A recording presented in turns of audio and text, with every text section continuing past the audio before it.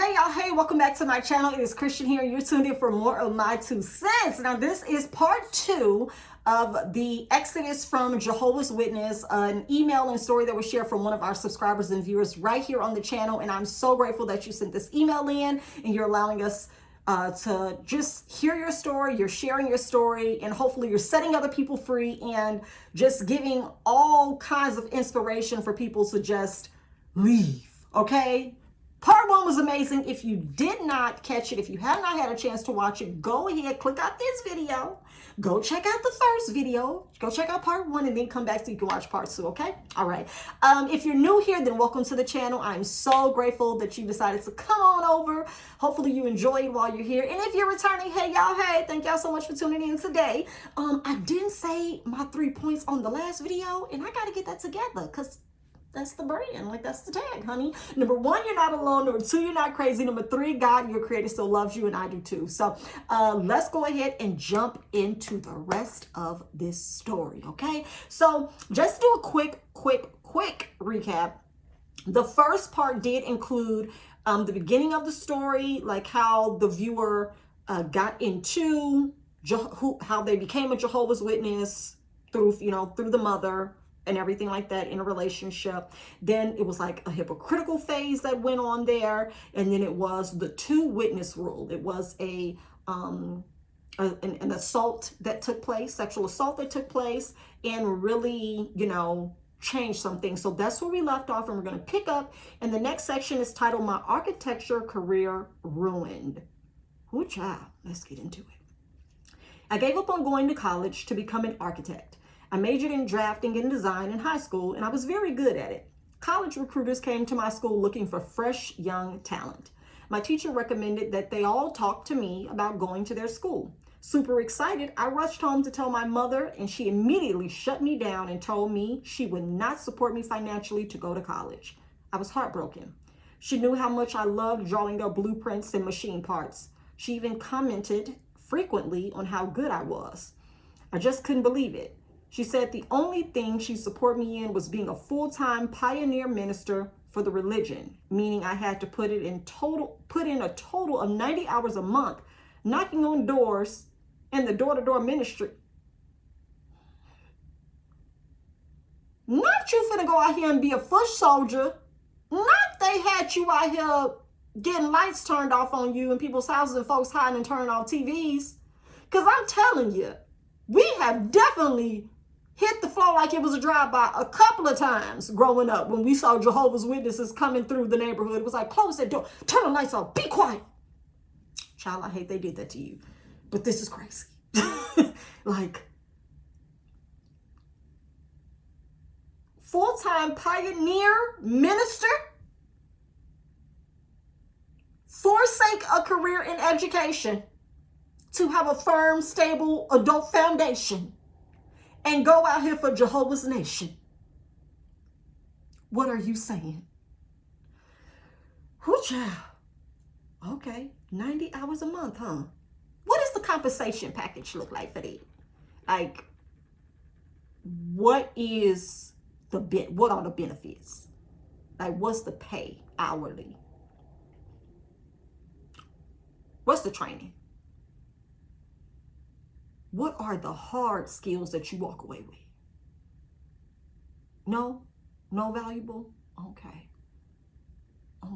No revenue, no income, no 1099, no tax, nothing. You don't get paid. Okay. Never. But when you're in it, you're not gonna say no. You're just gonna go with the flow. This is what you do. Okay. They teach that we shouldn't build a life in this dying system of things because the world is going to be destroyed at Armageddon. Our main focus should be the preaching door-to-door work. Let me tell you something before we get into the next section. So your architecture career was ruined because your main support system did not support you. While as a 34-year-old, of course, I'll be like, girl, I would have did what I wanted to do anyway. That's not true. That's why I'm not going to say it. Because when you're a teenager and you're in high school, you are so dependent upon your parents, you're dependent upon your guardian The person that provides for you, be it your food, your shelter, your clothes, your transportation, everything is dependent upon that person. So you don't know what it is to be in the real life. You don't know what it is to say, oh, I'm going to override you and I'm going to go to college anyway.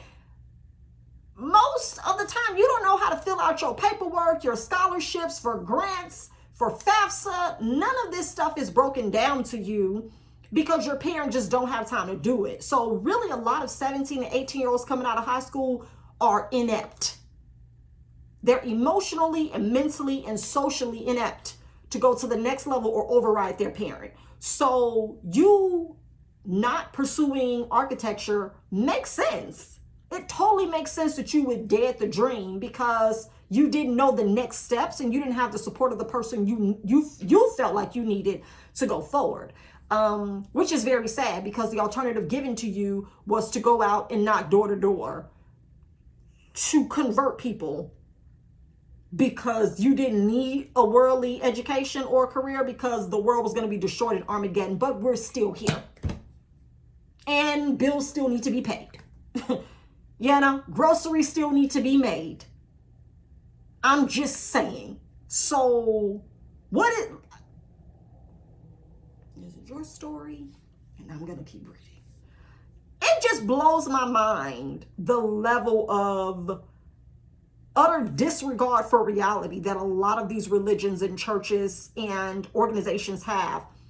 We still have to live a real world experience in a real life.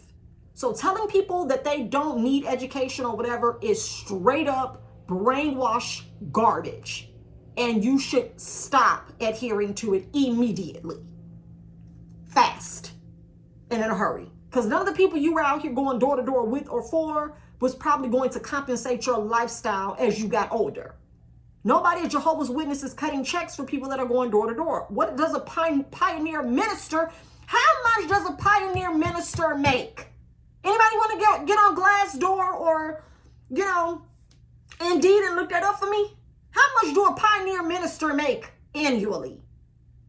Fuck on my face. The next one. Woo. The S word, South. Okay, so the S word, think of unalive. Okay, the unalive, when you unalive yourself. The S word, South. Okay, and I know that YouTube is kind of weird about this word, so I'm not saying it because of that. That's the only reason why. Otherwise, I would definitely say the word. But it's S-U-I-C-I-D-A-L. Okay? Okay. I finally get baptized into the religion at the age of 19 and become a full-fledged Jehovah's Witness. With no life or work skills, I became a full-time minister for the organization and served as such for 7 years. So from 19 to 26. With no life or work skills. With no life skills or work skills. What did I just tell y'all? This door-to-door stuff gives you no skill set to exist in the real world and actually be able to provide and make a living for yourself.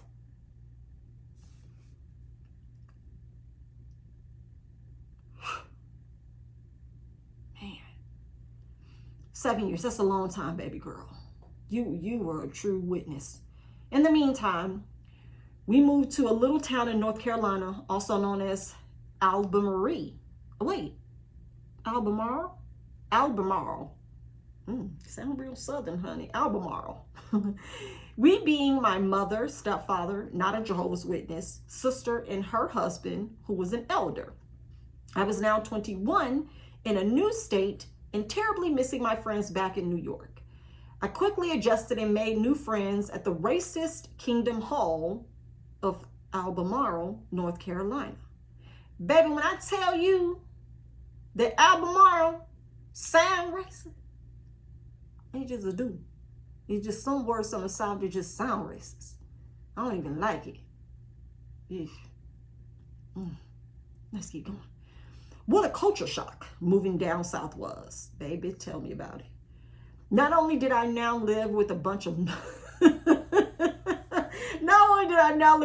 nuts, but both the town we had moved to and the Kingdom Hall we were assigned to were racist to the 10th degree. We weren't allowed to wear braids in our hair or anything that resembled our African heritage. Growing up in New York, I had never experienced racism. We moved to North Carolina in 1988. Okay, that was the month I was born. Ooh, ooh. Not the month, child. Child. It's late.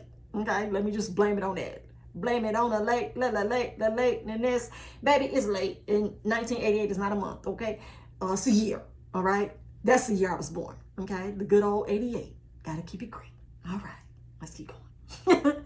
We moved to North Carolina in 1988, and a month or so later, the town announced that the KKK were having a rally on the steps at City Hall in downtown Albemarle. Not the KKK making appearances. That would not fly today. That's all I got to say. Okay. The townspeople were asked to stay home and not attend. I was ready to go back to New York. I was called pickaninny, colored, etc. Not by worldly people, but by Jehovah's Witnesses. Well, I'll be damned. Not your own witnesses calling you racist, racial slurs. Not your own folks. Not the people from the hall, honey.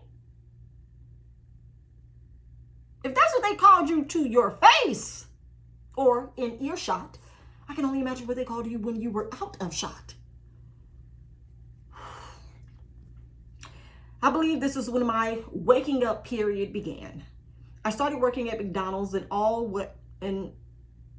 was well until my brother-in-law, Arnulf, like Arnold but not Arnulf, decided he wanted to control the house like a dictator.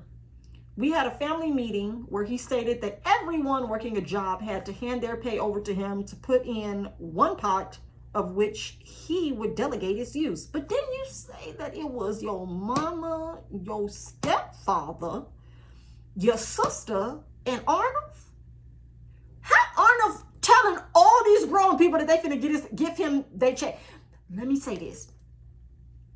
I'm pretty sure y'all did what he said. Before I even finish reading this, I'm pretty sure y'all did what he said because of the Jehovah's Witness aspect. When you're in something like this, when you're in a cult, when you're part of a religious organization that is heavily indoctrinating and pound, obedience and submission and being, under, somebody's leadership and guidance and you not being able to think for yourself, you're going to do a lot of things that other people tell you to do too, even outside of the church setting, because it's in your mind. Like, you're already brainwashed on that front. So like, quite naturally, mentally, you're weaker to being subjected to abuse and people taking advantage of you and people running over you and people doing things like this. Arnulf didn't come up out the blue with this. You told us Arnulf was an elder. So Arnulf, let's call him Arnold because I don't have time to try to pronounce the F. Arnold knew what he was doing. He knew that the trust y'all had from over here at the hall was going to transfer over here to the house. From the hall to the house. Give me your money. Arnulf knew this. Okay? He knew. Oh, wow. And look at this. Everyone agreed except me. I knew that everybody was going to agree, because when you are already being brainwashed religiously, it makes it easier for other people to come and do it to you, even outside of your religion. Like, it's not hard. Like, it's not. You're going to just be that easygoing, go with the flow, yeah, I'll do it kind of person. You're just going to do it. He tried to convince me by saying that it would teach me responsibility. I told him, that's not how I learn. That's not how I learn. To give me a bill or two to pay. I like that. Give me the bill you want me to pay, honey, but it was never giving that I was signing my check over to you. Never. Unless you're going to change your F to a D on your name so we can all stop struggling to pronounce it. Get out of here with that. Ooh, wee child. Okay. That I wouldn't learn that way. When I refused, the persecution began. When I refused to put my money in the pot, my brother-in-law told my family to shun me, not speak to or associate with me, and to even stop allowing me to eat. What? He used scripture to justify his rules. He went as far as to give a talk, a Kingdom Hall sermon, about what was going on in our household. My mother, sister, and father all denied me food in the house.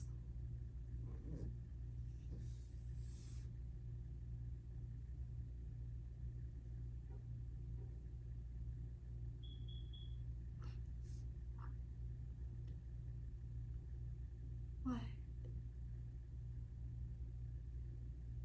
The number one thing that comes to mind is that quote that says, in order for evil to prevail, good people must do nothing. What? You couldn't eat at the house because you wouldn't give your money to him?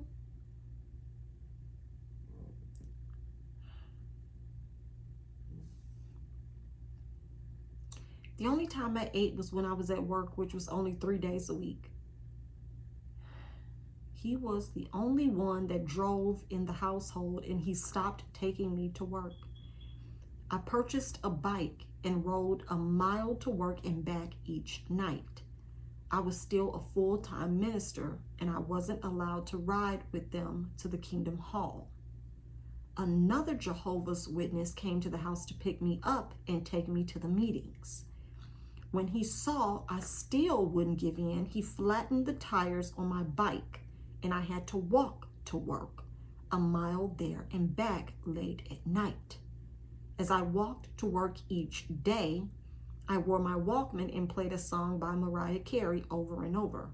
Her song, Make It Happen. Along with prayer is what helped me through.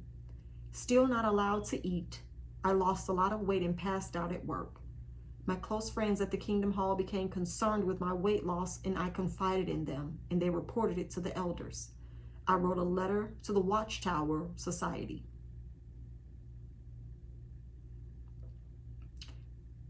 In parentheses, the Watchtower Society is leaders of Jehovah's Witnesses, known as the governing body. It's the sending a letter to other motherfuckers. Like, what are we doing here? Why are we having to send 4-page letters, shout out to the lady Leah, to other grown people about a grown person when I'm a grown person and I'm being mistreated in my house in the name of Jehovah? You're now being refused food by your family.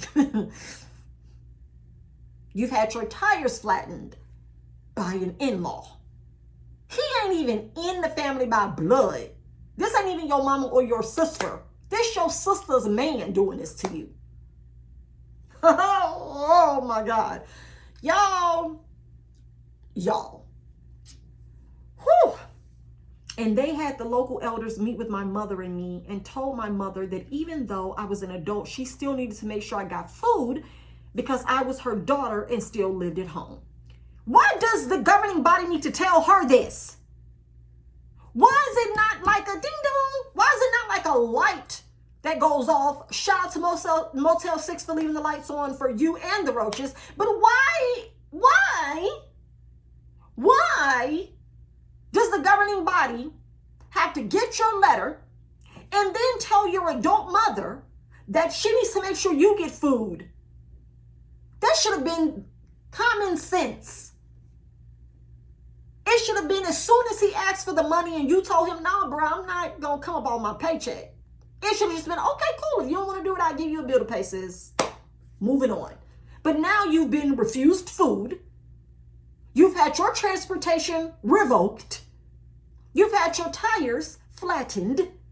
You done fell out at the McDonald's. Not at the Arches, honey. You done fell out at the McDonald's. And now you got to write a letter up to the people to get you some help. Yep, it was a cult. I was so shocked that it took these elder men to tell my mother she needed to feed me. Yes. That's what I'm saying. That's what I'm saying. That's what she was saying from her chest.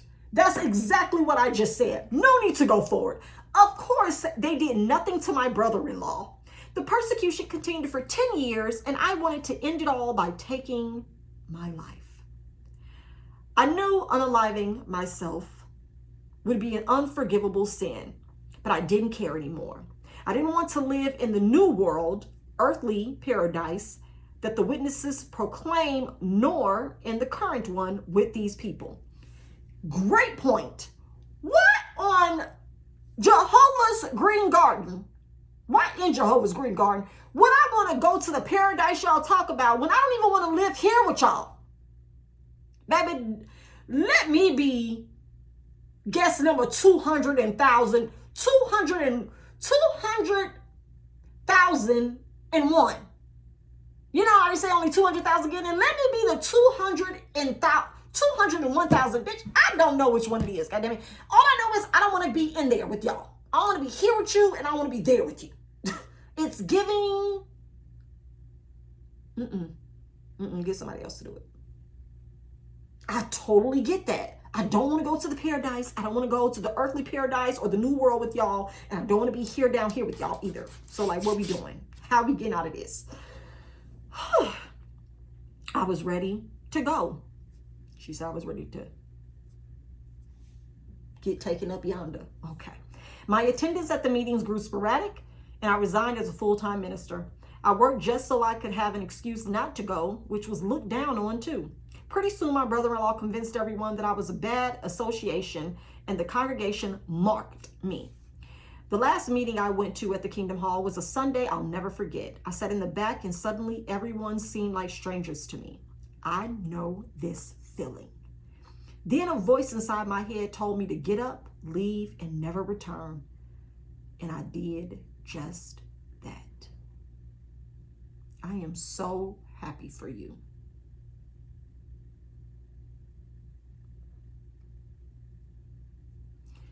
Last section. No comfort or help for the dying, you murderers. Girl, you better come on with this story, okay? I love this. And this was a part of a book of other, ex-Jehovah's Witnesses or people who are left religion or, spiritual organizations. And it was called I Survived, I believe. I will scroll back up to the top and tell you guys what the name of it was. But this was a part of a book and her excerpt of her sharing her story in the book. And then she, sent it over to me and added more, expanded upon her story. And I am so glad that she did. So this is the last section, you guys. Thank y'all for hanging in there. During this time, my stepfather became sick with cancer, and they began to mistreat him terribly because he wasn't a Jehovah's Witness and he smoked. He came to stay with me periodically because he was always cold in the house, and they would do nothing to make him comfortable while dying from cancer. In fact, they left him as an invalid in his bed one weekend with no caregiver or food to attend a Jehovah's Witness assembly in Salisbury, North Carolina. My mother had a part on the program and felt God wanted her in attendance and not home tending to her sick, dying husband. Well, what do we have to say about the vows that you took in Jehovah's presence? So you just don't have to be there in sickness and health? The Lord wanted you in Salisbury, huh? He wanted you in Salisbury steak with gravy. That's what he wanted you with, mashed potatoes.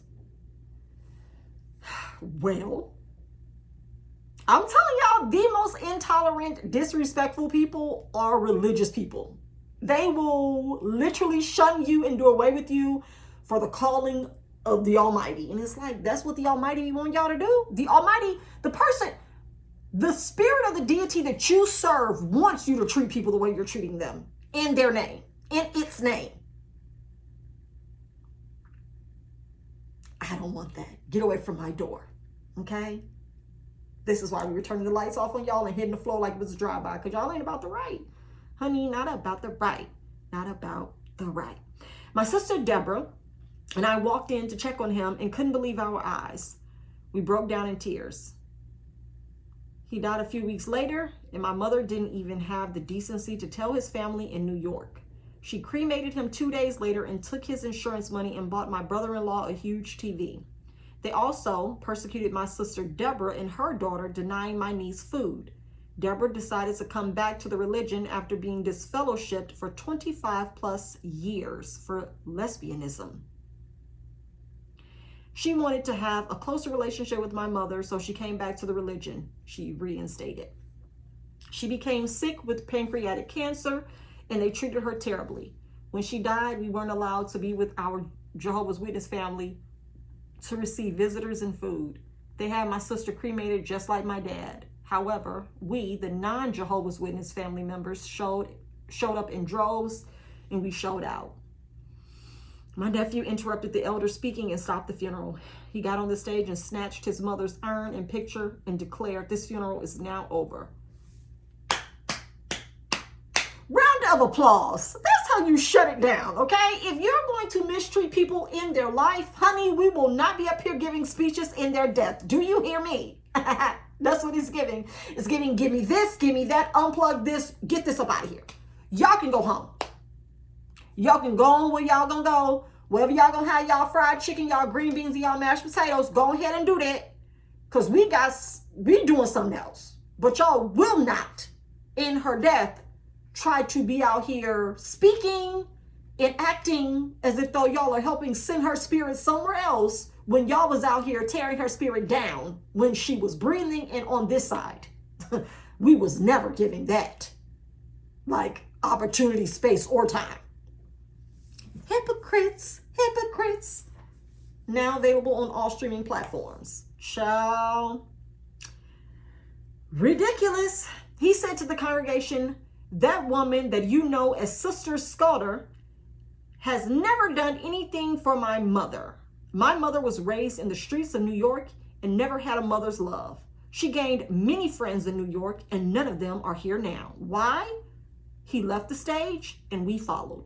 The 20 plus non-Jehovah's Witnesses later that day went to retrieve my sister's belongings and they were all stacked in the trash outside.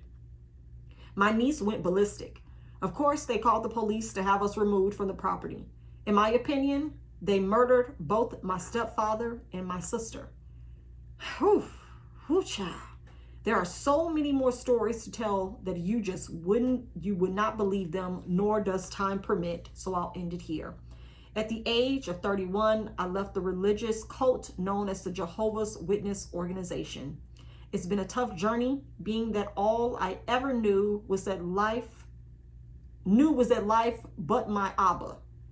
Father rescued and kept me through those years and after. I lost my family and friends and wasn't allowed to see my mother, not even on her deathbed to say goodbye and thank her for life. My sister refused to let me in to see her and threatened to call the police if I showed up at their house. I still cry from that pain, but I've forgiven them and continue to pray that they soon realize that a God of love would never be attached to such a religion. Many people don't make it out of that religion with a sound mind, but I did, and I survived by His love and grace. I still to this day suffer from mental anguish and sadness, but helping others escape helps a lot. The end. That was a roller coaster ride, y'all, but one that I cannot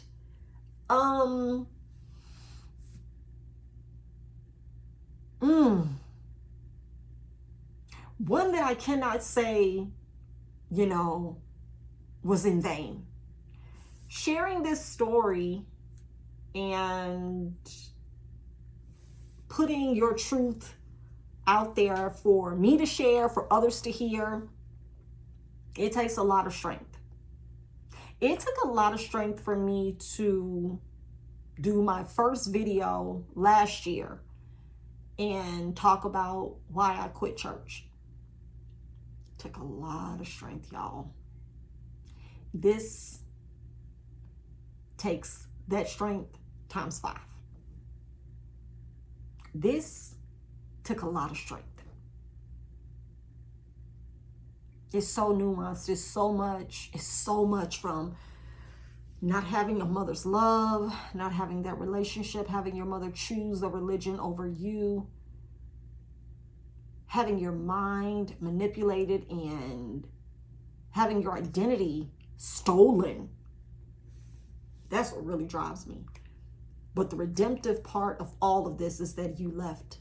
When you heard that voice, when you realized that all of these people around you did not feel like anyone you knew, anyone you loved, anyone you trusted, you recognized it. You didn't ignore it any longer.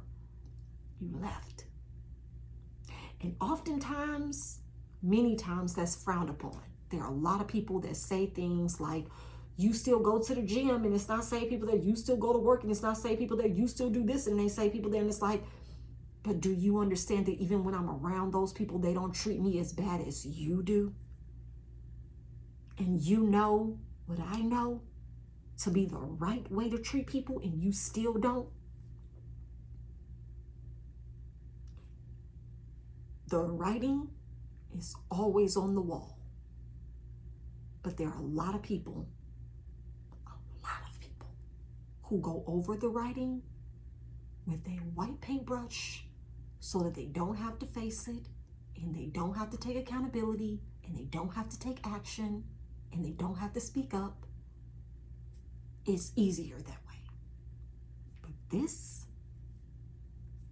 is the work. This is the purpose. This is the answer.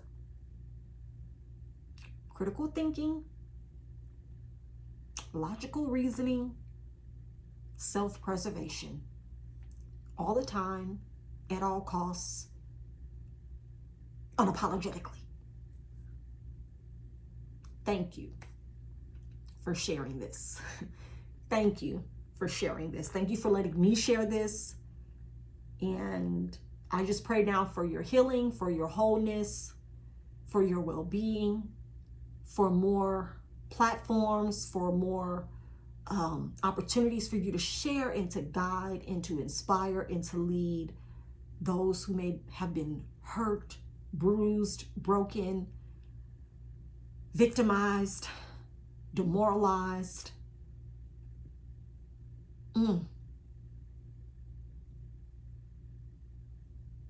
You get to lead the way.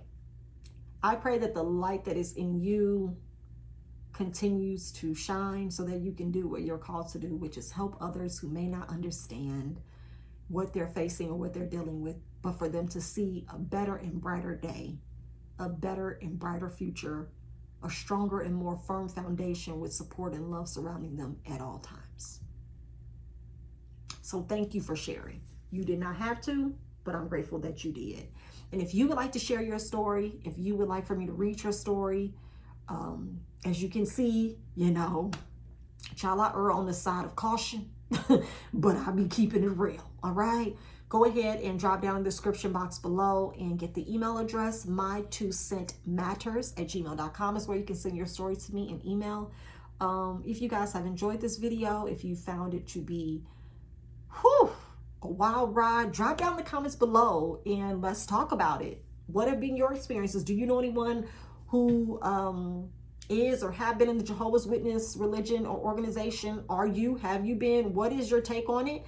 And let's also shower this sister with love and light. Thank you so much for sharing again. Thank you guys so much for watching and for listening. I love y'all. Subscribe to the channel. I would love to add you to my 2 cents crew. Like the video, do what you do, and I'll see you guys in the next one. All right, take care. Bye.